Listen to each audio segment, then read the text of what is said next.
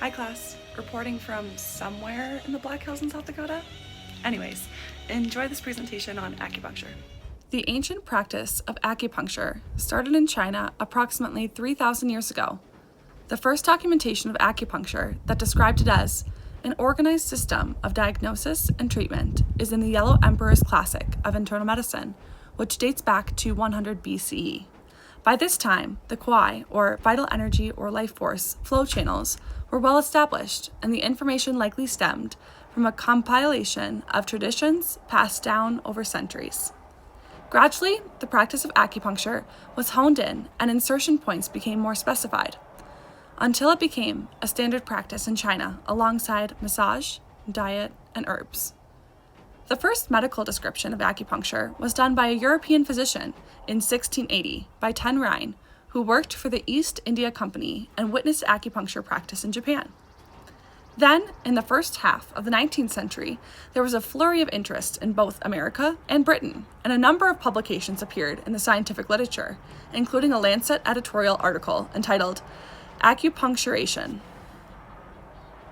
In terms of United States integration, it wasn't until nearly 300 years later that the United States caught up when acupuncture was used on a U.S. Press Corps member after he received an emergency appendectomy in Beijing, China. Following this, teams of U.S. physicians toured China to learn more about acupuncture and its benefits, with a particular interest in its use for surgical analgesia. In 1997, the National Institutes of Health Consensus Conference reported positive evidence for acupuncture effectiveness. A 1997 report from the Consensus Development Conference on Acupuncture recognized acupuncture as both widely practiced by thousands of physicians, dentists, acupuncturists, and other practitioners.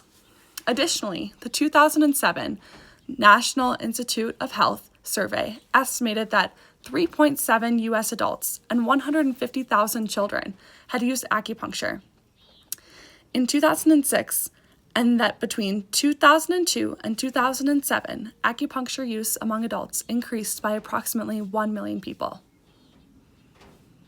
In terms of today, Global Advances in Health and Medicine featured 15 articles that enter acupuncture along its role in treating migraines, veterans' ability to overcome PTSD, efficacy in helping to alleviate the effects of both MS and CP, and its use in diminishing pain, nausea, and anxiety in the pediatric oncology patient population.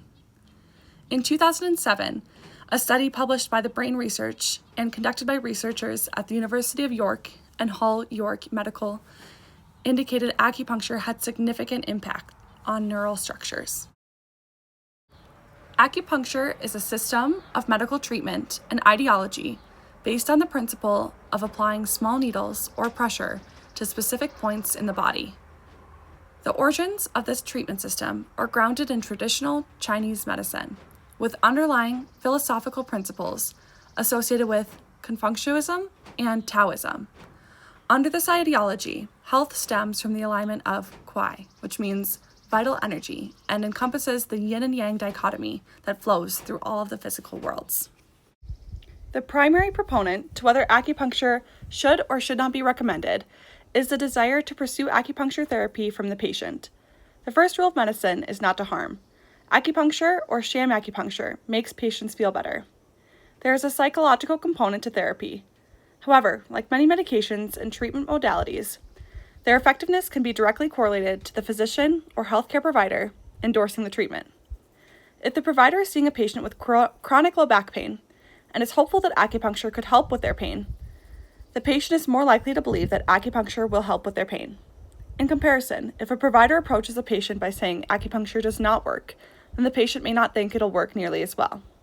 Given the ideology underlying acupuncture, almost every medical condition has been treated with this modality in the East. Even in Western medicine, acupuncture has been attempted and studied in a variety of diseases and disorders, ranging from seasonal allergenic rhinitis to fibromyalgia. Most commonly, acupuncture has been indicated for pain, chronic and acute, and for nausea and vomiting, both postoperative, peripartum, and chemotherapy-induced. In terms of contraindications, there are very few strict contraindications to acupuncture.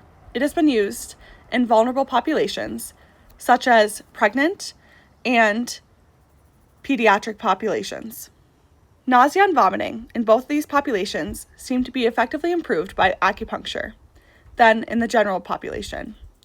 In general, acupuncture needles are thinner and thus gentler than conventional hollow bore needles, such as IV, catheters, phlebotomy needles, or neuroaxial needles. Anticoagulation is also not a strict contraindication based on this rationale. Most practitioners recommend not undergoing acupuncture if experiencing an active infection, especially cutaneous malignancy, as there may be a threat of the spread of neoplastic cells and severe neutropenia secondary to the risk of infection. Otherwise, the judgment of the practitioner is considered paramount. Two specific contraindications deserve special mention. Patients with AICD should avoid an electromagnetic stimulation that might be used as a form of acupuncture. Also, it is not recommended that patients who suffer or are predisposed to suffer from psychosis or delusions to undergo acupuncture as well. In terms of precautions, people on warfarin or other anticoagulants, as well as people with a history of bleeding disorders, are not contraindications to acupuncture. Pregnancy is also not a contraindication to acupuncture. As far as complications go, anytime a foreign body is introduced into the patient, even on a superficial level, there is a risk of bleeding, local irritation, or infection. Complications of acupuncture were briefly mentioned previously under contraindications. They were the same as any procedure that involves needles. That includes infection, disease transmission, trauma, nerve injury, and bleeding. Also, dependent on where the acupuncture is being performed, there is a risk of pneumothorax and pneumoperitoneum, or even organ puncture. The first article I looked at was the topic of combining acupuncture with PT for patients with frozen shoulder. A total of 13 studies were included. The combined approach significantly reduced pain, with considerable homogeneity and improved clinical effective rates. Significant improvements were also observed in both active and passive range of motion, with varying degrees of improvements.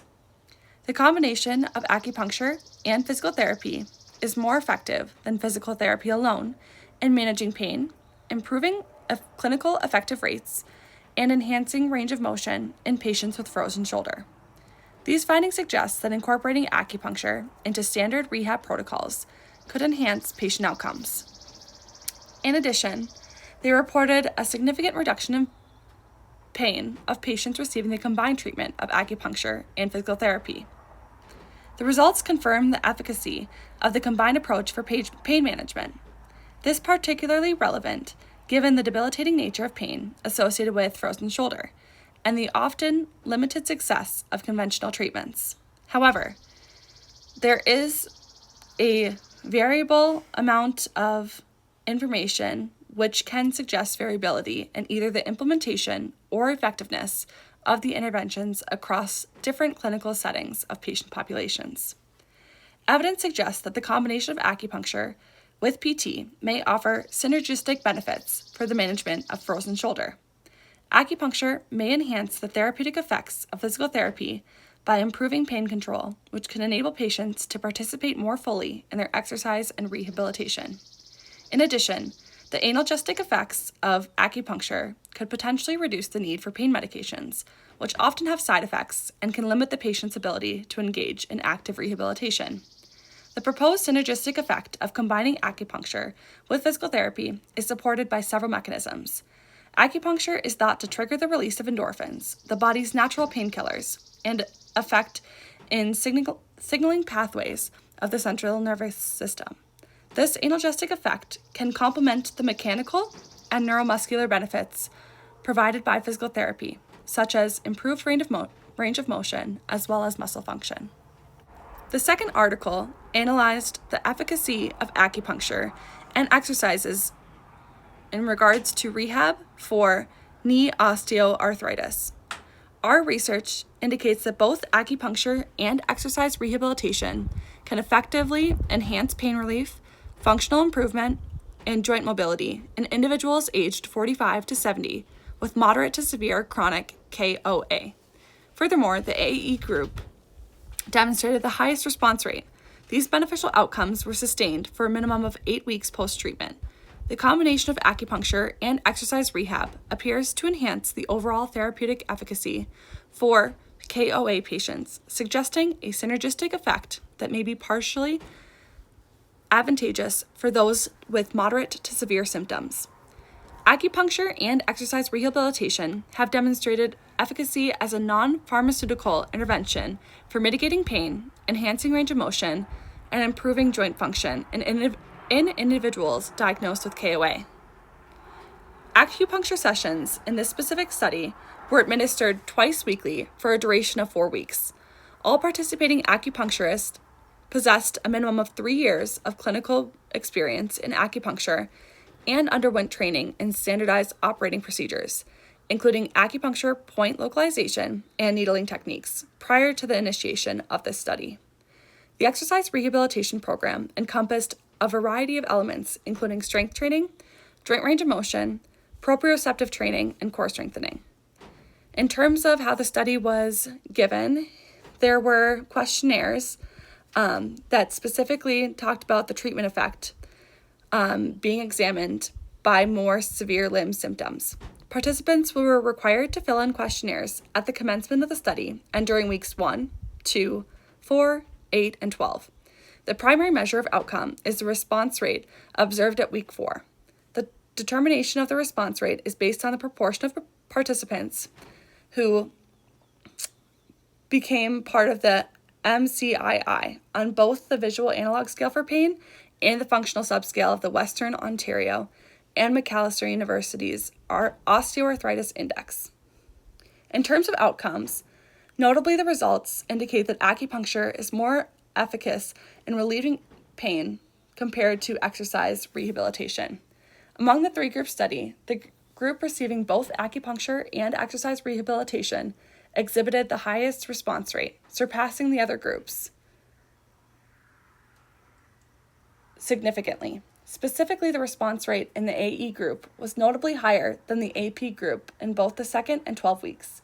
Additionally, the AE group demonstrated a significantly higher response rate compared to the ER group in the 4th and 8 weeks. The theoretical mechanism for acupuncture is acupuncture needles are the leading equipment utilized, which are usually stainless steel, flexible needles ranging from 10 to 100 millimeters. Longer needles will be needed to penetrate areas with thicker tissue. Generally, the head and the neck use thin and short needles. They should be single-use or properly sterilized between sessions. Most sessions involve the placement of 5 to 20 needles into the identified acupuncture points. The practitioner will insert the needles where they remain for 10 to 20 minutes while the patient is supine and relaxed. A sensation is anticipated upon insertion, but generally with a quick introduction, pain is minimized. Overall, acupuncture should be performed in a calm and quiet environment that respects the patient's privacy. In terms of acupuncture educational requirements in the United States, clinical acupuncturists are credentialed through the American Board of Medical Acupuncture. The National Certification Commission for Acupuncture and Oriental Medicine certifies non-clinical acupuncturists. Both of these endorse the requirement for 2,000 to 3,000 hours of training in a 3 to 4 year program. Board certification encompasses a final standardized exam and the demonstration of adequate training before certification.